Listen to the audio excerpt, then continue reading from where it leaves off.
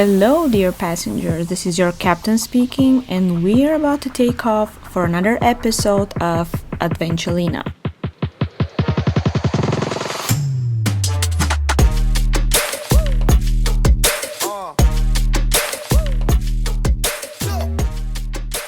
What's up, everyone? Welcome back to another episode of Adventulina, your weekly travel dose. Sundays now are designated days for, new episode drops, so stay tuned and make sure you subscribe and get updates. I am currently sitting in the middle of my closet and I'm trying to figure out some packing dilemmas. And I'm not only sitting here because I'm recording and that's my favorite place to record.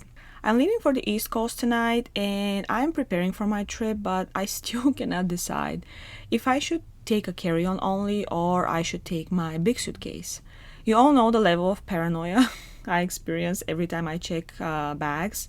And this paranoia is basically the only thing that prevents me from taking my big suitcase.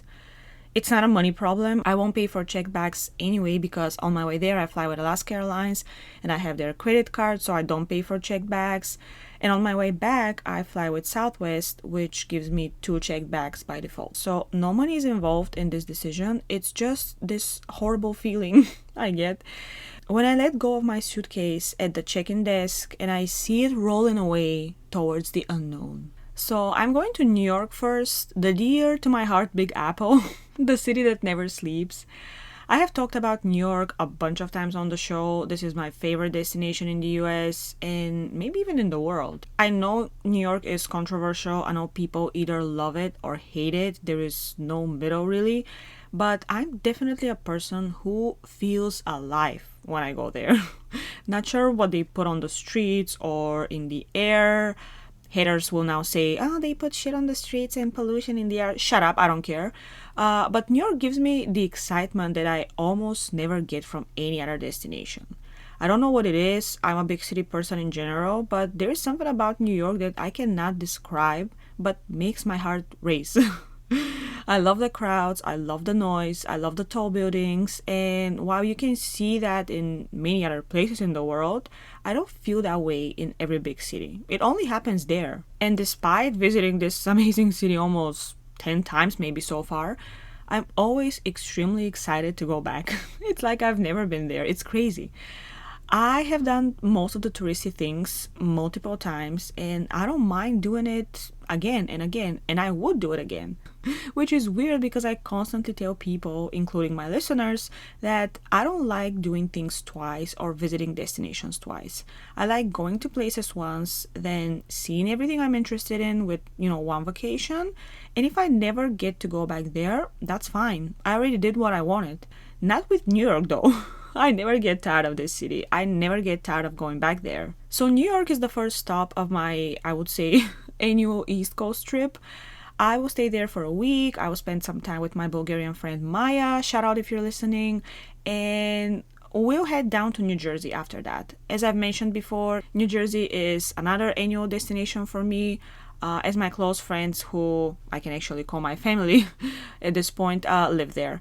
So I will spend about 10 days with them, and after that I'm going to Philadelphia for a day or two, and I'm excited. I have been to Philly before, but only once, I believe in 2018, and it was just like a day. The weather wasn't good, so I need to go back and check out more places. Last year when I traveled to Niagara Falls and then Boston and Cape Cod, I spent the same amount of time being on a vacation as now, but somehow I was able to fit everything for my trip in a carry-on and just my backpack. But now, I can't really imagine this happening. I don't know why. The destinations are similar, there will be only summer clothes, nothing thick, nothing big, but I have a feeling I will need to check in a bag. Good thing is that on my way I fly directly, so the chances for something to happen to my bag are smaller. On my way back though, I do have a connecting flight, but even if, God forbid, something happened, at least it's on my way back, so I won't need stuff immediately after arriving. Because I'm sure it sucks to arrive at your destination and not to have anything to wear because, your bag didn't show up. And I just realized that my voice still sounds kind of raspy, but I literally woke up like 30 minutes ago. And as I'm trying to maximize my day, I'm like, okay, let's pack, let's do this, let's finish that. Like, kind of leaving things for the last moment, if I have to be honest. But anyway, I'm excited to spend almost 3 weeks in heat. I know at some point I'm gonna hate it because I'm not used to heat anymore and I'm not good at handling it. But since we don't have extreme temperatures here in San Francisco, I really want to be somewhere really hot for a little bit at least. Yes, I will hate it towards the end of my vacation probably, but let me enjoy it first. There will be no jackets, no long sleeves, maybe even no long pants, I don't know. I'm flying out tonight around 11 p.m., but at the time this episode is going to be released, I will already be halfway through my vacation. I usually leave very early in the morning on my travel days, but this time I actually booked a red eye. I decided I didn't want to take a whole day and, spend it traveling. It would be better if I fly during the night and arrive early in the morning. For normal people, that probably sounds like a nightmare, but for me, nah. All good. When have I ever slept during my vacations anyway?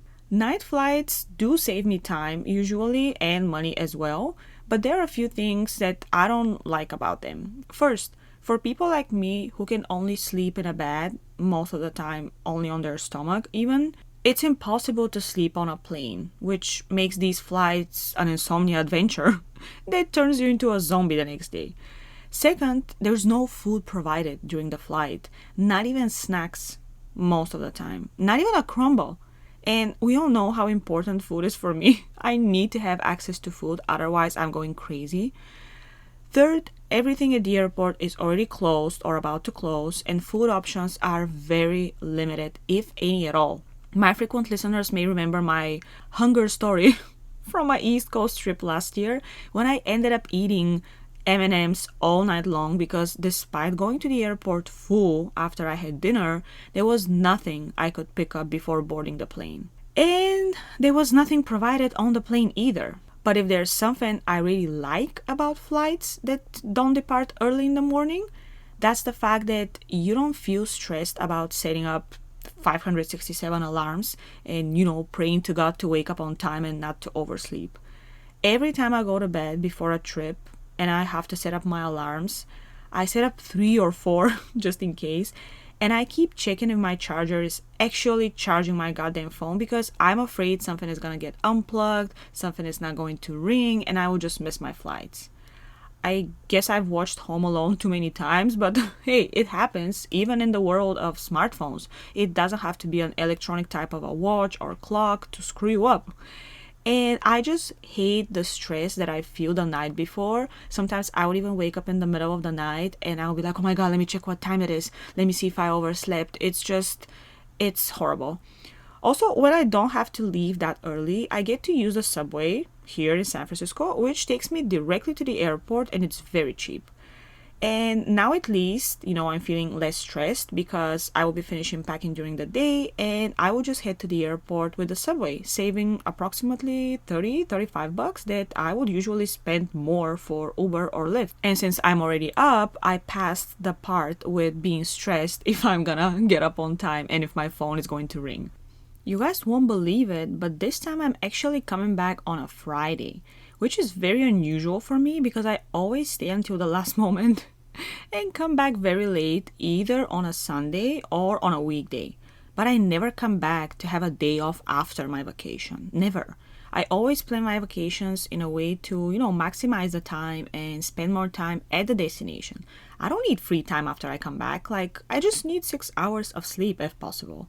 So my plan for tonight is to really try to sleep at least a little bit while I'm on the plane. I want to exhaust myself by the time I board my flight, and hopefully there will be, no snoring people next to me and I'll get some rest, because after that there will be a couple of rough days, I would say. I don't usually get jet lagged since I usually leave very early in the morning or on a red-eye flight. I'm always super tired on my first day of my vacation and I have no problem going to bed at any point. Most likely after traveling, I also put about 10 miles on my poor feet. So once I get to sleep the first night, things are pretty much evened out for me the next day. I'm in the time zone 100%. Flights up to 5 hours, 5 hours and a half, I would say have never been a problem for me. The one tonight is literally 5 hours. I consider this short, so I don't even bother to think about how to entertain myself in case, I cannot sleep. But being on board for more than 5.5, 6 hours, I would say, definitely requires a little bit of entertainment. Because let's admit it, as much as we like flying, sometimes we just cannot wait to get off the plane. And it's not because it's so stressful to be on, but because the flight is so long. And, the longer the flight is, the bigger the chance for you to get bored. So I was thinking today, maybe we can talk about how to handle long flights and how to make sure we're prepared and comfortable. Also, how to deal with jet lag. So let's get into it.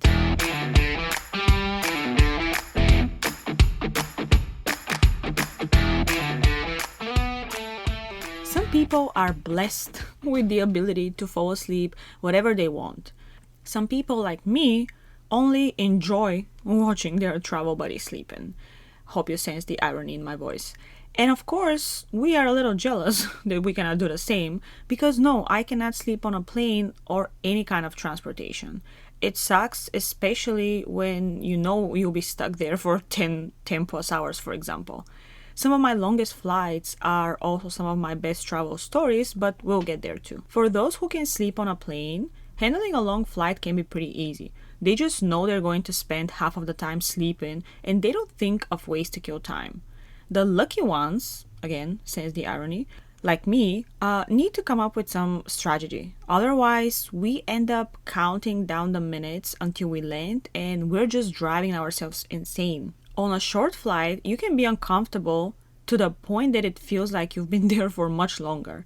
And the opposite, you can be on a 10 plus hour flight and have the feeling that it's way too short. It all depends on whether you feel comfortable, cozy, and entertained or not. One of my flights from the West Coast to the East Coast, which was supposed to be a short 5 hour and a half trip overnight, turned out to be one of the worst flights I have ever been on. I called it a flightmare. It was on my way from San Francisco to New Jersey, and despite all the layers of clothes I was wearing, I was still freezing and no food, not even snacks were provided, which made it even worse. On top of that, I was in a horrible mood. I was leaving San Francisco after a great summer, so it was just horrible. I hate being cold and I hate even more being hungry. So those two things combined with my mood made me feel like I was on board for much longer than the actual 5 plus hours. And I have the opposite story as well. One of my 10.5 hour flights from London to San Francisco felt pretty short thanks to the bigger legroom I had and the frequency of the snacks being provided. Because yes, this does affect my boredom and my mood. But since we're all different, we handle long flights differently. Some people sleep the whole time, but some struggle with killing time and not being able to even stretch. So let's first discuss staying up before the flight or sleeping in before the flight. Some people want to be very well rested before traveling so they can handle their flights. Others, like myself, prefer to exhaust themselves before traveling. And I also hope that once I get to my seat on the plane, I will be chilling and hopefully sleeping because of the tiredness. This unfortunately doesn't work all the time, and let me tell you why. I'll quickly tell you a story from, I believe, 12 years ago. So I was going to travel from Los Angeles to London. The flight was 10 hours and a half. And because I knew that I cannot sleep on a plane, I came up with the genius idea to stay awake the whole night before. So the day before the flight, we were still exploring the city, we were going places, we were just having fun. And then we got to our place, the place we were staying at, and everyone just quickly packed and went to bed because everyone wanted to be fresh for the next day. Your captain didn't have the same plan. So after everyone went to bed, I just stayed awake and I finished my packing. No rush. I was just taking time to pack everything. And it was maybe, I don't know, 3, 4 a.m. already. So I forced myself to watch some shows. just because I didn't want to go to bed. I knew that the more tired I am on the plane, the bigger the chance for me to fall asleep and actually spend some of these hours not having to bother about what to do. I just wanted to skip part of the flight, if I can say that. So the morning comes and everyone's waking up after 5-6 hours of sleep. They got some good rest. They're excited for the flight. And here I am standing there like a zombie, like praying to get to the airport sooner because I literally cannot keep my eyes open. So we put all the luggage in the car and they gave us a ride to the airport. We got dropped off. We said goodbye. We're going to drop off our luggage and then straight to the gate. I was so impatient to sit in my seat. I couldn't wait to just close my eyes and, I don't know, take a nap or just chill. Even if I wasn't gonna be able to sleep, I just wanted to sit down and make sure I don't have to do anything for the next few hours. So boarding time comes and I was with 2 of my friends. We spent a summer on Cape Cod for J1 summer work and travel program, and we were traveling after our work period. So this was the end of our vacation. And we're boarding together because we were under the same reservation and because we were a group of friends, of course. So once they scanned our boarding passes, mine didn't go through for some reason. So the flight attendant was like, oh, you need to stay here for a little bit and wait. And I'm like, yeah, but I'm with this group. Like, we're boarding together. We're friends. We're sitting together. She's like, well, it says on your ticket that you don't have a seat on the plane. I'm like, what? I'm like, I'm sorry, I'm just so tired at this point, and the lack of sleep makes me really stupid, more stupid than I actually am. But what? I just couldn't understand, like, how is it possible for me to have a ticket and not to have a seat assigned after you already called everyone to board? Like, we're not talking before boarding, we're not talking the day before. Like, what is going on? So she explained to me that there is this thing called SSSS, which I don't know where it comes from, but it technically means that the system makes one mistake per 8,000 people and leaves this specific passenger with no seat on the plane. Great. Like, should I feel special that I'm one person out of 8,000 that went through that? Like, should I feel like I'm, wow, like me? Really? Seriously? No, I wasn't enjoying it at all. I was angry. I was almost sad because I just wanted to sit and rest, and now I had to stay outside and wait for someone to come and let me know what to do. So my friends boarded the plane because they couldn't wait for me. They had to go and sit in their seats, and I stayed basically to wait for everyone to board so they can find a seat on the plane for me. So it was already obvious that I wasn't gonna sit with my friends, and I just waited. At this point, I'm like, okay, can you just put me in the cargo? Like, I'm just gonna lay down there and I'm gonna chill. I just wanna try to sleep, that's all. Finally, they come to me and they made me sign something, I believe. I don't remember. It was 12 years ago, but they made me sign something that I'm pretty sure I didn't even read. So I get in the plane and they're escorting me to my seat. Where do you think my seat is? You would think it's at the end of the plane. You would think it's in the middle. It was in the middle of the middle of the middle. So you know how, on the big planes, you have like 3 in the left, 4 or 5 in the middle, and 3 on the right. So I was in the middle of the middle. No window view, not even aisle view. But this was not the worst. My seat was between 2 moms with babies, with infants. And God knows I love children and I love babies. But on a 10+ hour flight, to be seated between 2 babies who were basically crying the whole time, I'm not exaggerating, just turned this flight into one of my worst sky experiences. I'm not blaming anyone. I'm not saying people shouldn't be allowed to travel with their kids, or I'm not saying it was the mom's fault. I'm just saying that it was very unfortunate. Let's put it this way. Another thing was that, as you guys know, on overseas flights, it is very cold most of the time. They even provide you with a blanket. And these babies were basically naked. There were barely any clothes on them. So if that was me and it was so cold and I was dressed like this, I was gonna be crying too. You better believe it. So at some point, I just turned to one of the moms and I said something like, oh my God, it's so cold here. Because I was trying to give her a hint because I'm like, is it possible for her to not notice that the baby's cold? She's like, yeah, you're right, it's cold. I'm like, bro, you're wearing a hoodie and long pants and your baby is almost naked crying. Like, isn't that the reason? I don't know. I was just too tired to think of anything.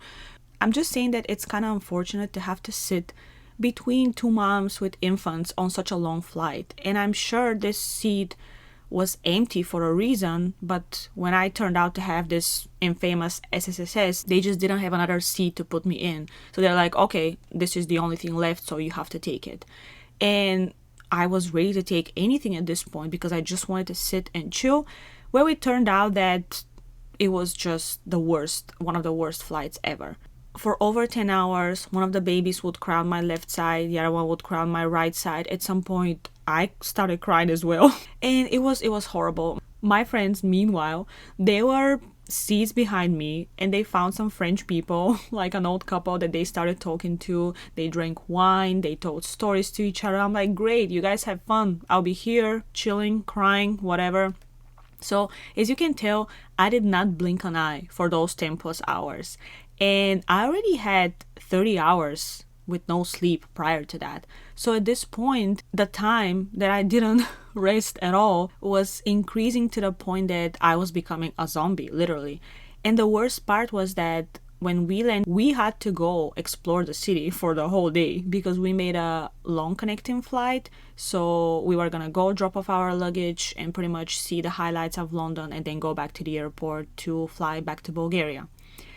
So we arrive in London. My friends are well rested, well entertained. They're ready for a day exploring London. And here I am dragging my luggage, looking like someone ran over me with the biggest truck you've ever seen.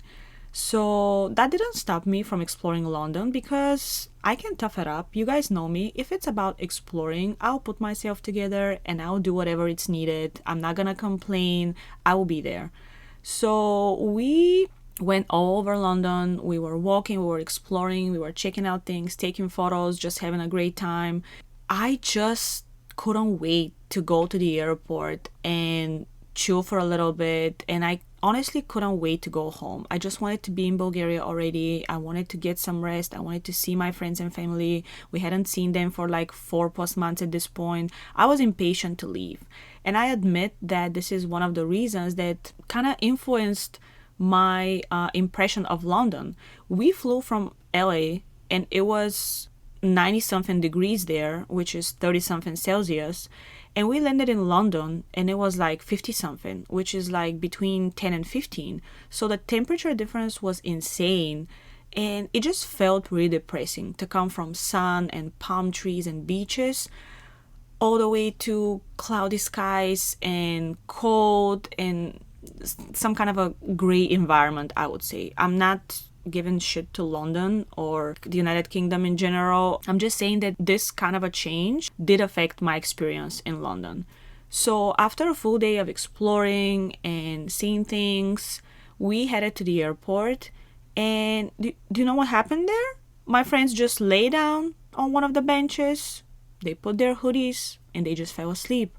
And you know what happened to me? Yes, you're right. I stayed there pretty much watching out for our luggage because I was the only person who wasn't sleeping. So I turned out into this bodyguard to my friends, and I spent another night without sleeping, which was already a second night to me. I was so tired, but I couldn't sleep. I just couldn't because I cannot sleep in seats.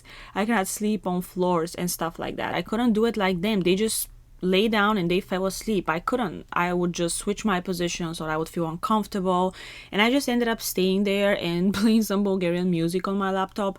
I guess I was just feeling that I'm closer and closer and coming back home, so I'm like, okay, let me get in the right mood.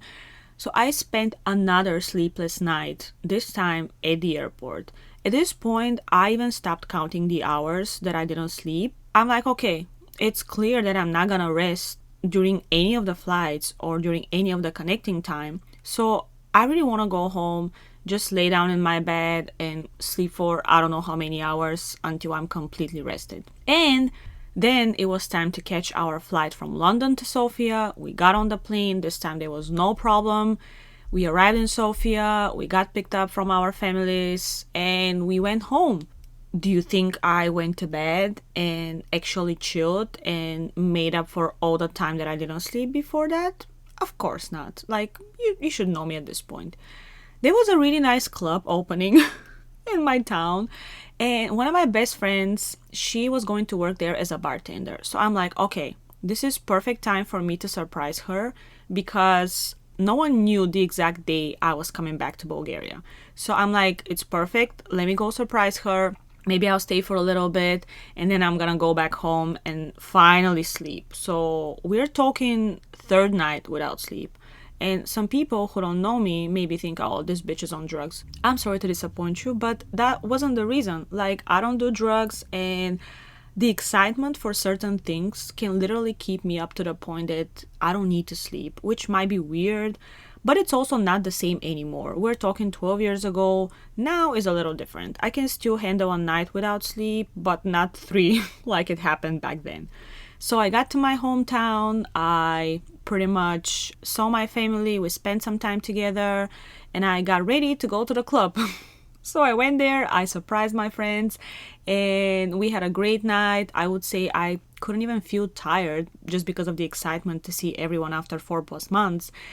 And then I finally, for real, went home, lay down, and slept for, I want to say 15 or 16 hours. But I just remember my mom knocking on my door, and she was like, are you okay? Are you okay? Is everything okay? She was worried about me because it had been too long, and she knows I never sleep too long, so I guess it was a little concerning. But yeah, this was one of my examples where staying awake before a flight just didn't work. And I'm sure if there were no babies, maybe I would have been able to at least take a long nap. I don't know. But in my case, with my luck, of course. So if your flight is over the night and you usually don't have any trouble falling asleep on board, you are probably all set and you just wake up at your final destination. When your flight is very early in the morning, kind of in the middle of the night even, and you're going to fly for about 6+ hours, you may consider staying up the night before and sleeping on the plane. But of course, pray to have better luck than mine. Another thing I want to talk about is what you're gonna wear. So pick your outfit carefully. Those clothes will be on you for the next, let's say, 10 hours, so make sure they're comfortable enough. Pick something stretchy, warm enough, and always have an extra layer. Overseas flights, as I said, can be pretty cold, and even if you're provided with a blanket, sometimes it's not warm enough. Just because you're not moving, you're not stretching your muscles. My go-to for traveling for like airplane outfit, I would say, is yoga pants or sweatpants, some t-shirt or top, hoodie or a light jacket, some kind of cardigan, and running gym shoes, sometimes even sandals or anything that feels good after hours of wearing them. With sandals, you can wear socks, despite what some cultures think of socks and sandals. I know it's really inappropriate. For example, in Bulgaria, people make fun of you if you wear socks with sandals. But anyway, your feet won't be squished. They will breathe the whole time without you taking off your socks. Because no, we don't do that here. What to take with us? What are the needed items to have on a plane? Just make sure you have everything you need in your piece of luggage under the seat. Because one thing I honestly hate when being on a plane is to realize that something I need is in my carry-on, not in my backpack. So it's up in the overhead bin. I have to get up. I have to ask people to move, waiting for the flight attendants to pass with their card. It's just too much work. It's too much work. How to entertain ourselves is the big question on a 10+ hour flight. If you're a light sleeper like me, or maybe it's better to say no sleeper, you need to think of a few ways to entertain yourself during the long hours. International airlines always provide movies, TV programs, music, and other screen entertainment. However, if you're there for 10+ hours, trust me, nothing will look and sound appealing to watch or listen. Sometimes we watch 1, 2, even 3 movies. On one of my flights, I watched 3 movies and I still had like 7 or 8 hours left. I'm like, what the hell is going on? So I like using my Sky Time for organizing and deleting photos on my devices, for example. Anything that I need to do, but I've been procrastinating, basically. It's also useful to clean up your phone storage for, the new memories coming. Just going through photos and erasing what you think you don't need anymore will keep you busy enough. I also end up having fun, reliving some moments from these photos. It works with anything else you've been postponing, really. How long have you been forcing yourself to get rid of useless documents and screenshots? Now is the time. You get to kill some hours and end up with probably gigabytes of free storage. You can even complete some tasks if you can. If there is something you can do by writing on your computer or phone, do it now. You have all the time you need, and it's going to feel really rewarding once you're done. One task left for after your vacation, I guess. Also, check your itinerary. You have plenty of time on the flight, so why don't you take a look at the plan one more time and see if there's something you can improve. This way you're saving yourself time after you arrive, and I personally hate to figure things out on the go.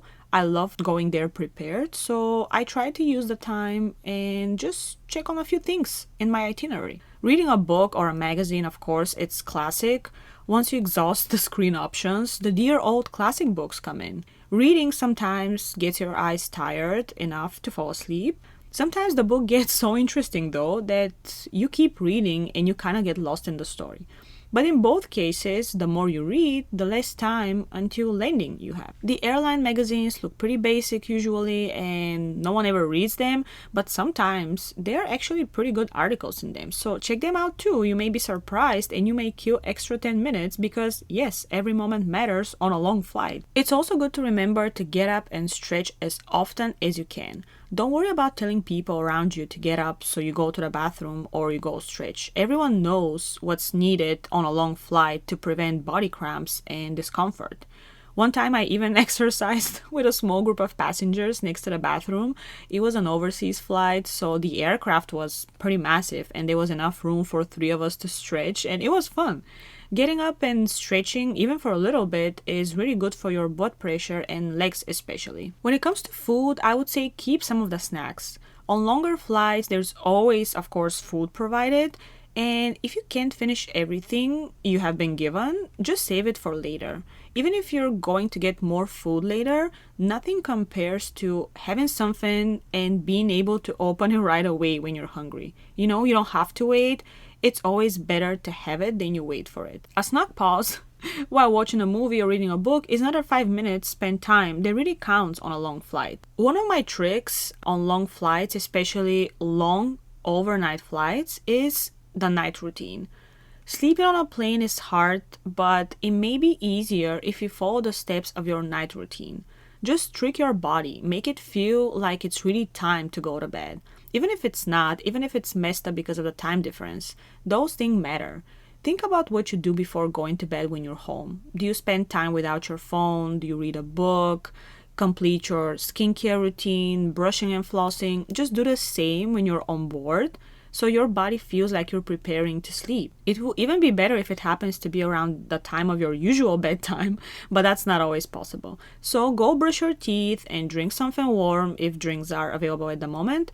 Just trick your mind that you're really going to bed. Sounds silly, but it actually helps, even for people like me. Even if it's bedtime on the flight and all the cabin window shields are closed, lights are off, the atmosphere is still far away from what your body is used to when going to bed. And yes, if you can sleep anywhere, that wouldn't be a problem for you, but for other people, it is. With all the screen light coming from different devices, wearing a sleep mask for me is a must. Earplugs too, since, not everyone has common sense in those quiet hours. Maybe you can even take a melatonin gummy if needed. I don't know. Just think of what can help you relax better and go to sleep faster. Neck pillow is essential, of course, for any kind of flight, for me especially. No matter if I have a window seat, an aisle seat, or a middle one, no matter how comfortable those seats are and how much they recline, I always need a neck pillow. Listening to relaxing music can also help, forest or water sounds or chill music, yoga music. These are perfect to put us down to bed. The louder and the more upbeat the music is, the harder for our mind to rest. If you have exhausted what's on your screen and device, I would say use the internet provided. You can pay for access if you really need it or if you really want to watch something. I personally have never felt the need to be online during a flight. I actually enjoy the offline time a lot, so I never care if there's internet access or not. This is in fact my only time to completely chill and disconnect from everything. And it's nice to know that no one can text me or call me, no one can bother me, so For me, that's not something I would do, but I recommend it if you have exhausted every other option. If you travel in a group or with one more person, you can always come up with a funny game to play. I love playing Uno cards, for example, at the airport and sometimes on the plane, but there's so many other games, and some of them don't even require cards. You can literally make up your own game and rules. And the more bored you are, sometimes the more creative you become. Just make sure you're considerate of everyone's comfort around. Don't play truth or dare with everyone sleeping while you're doing backflips in the aisle. You know what I mean? Also, talk to the people around you. If the person next to you is obviously struggling with handling the flight too, maybe start a conversation. This is a great way to kill some time and to hear someone else's story, probably. Be aware of your surroundings. Don't start a deep conversation if everyone else is sleeping and you're going to bother people. I don't know, make sure the person next to you actually wants to talk and you're not bothering them. In the course of the conversation, you will know if they want to keep talking. I have multiple examples of just starting a conversation with people and then talking and talking for maybe 20-30 minutes, and I realized that, oh my god, like we just talked for 30 minutes, so 30 minutes less for my flight, and on top of that we got to exchange some information, we got to share some stories, and it feels nice because now there is not just a stranger next to you on the plane, but there is someone that maybe you can ask if you need anything. Restroom breaks. Take advantage of the aisle being empty and go to the restroom regardless if you need it or not, I would say. How many times have you waited for the flight attendant and their car to be gone so you can get up and go to the restroom? I've waited many times and it sucks. I would say once the aisle is clear, just go. Even if you don't need to use the restroom, at least you will stretch a little bit. Also, stop checking the time every 15 minutes or 10 or 5. Like the more often you check, the longer the flight will feel like.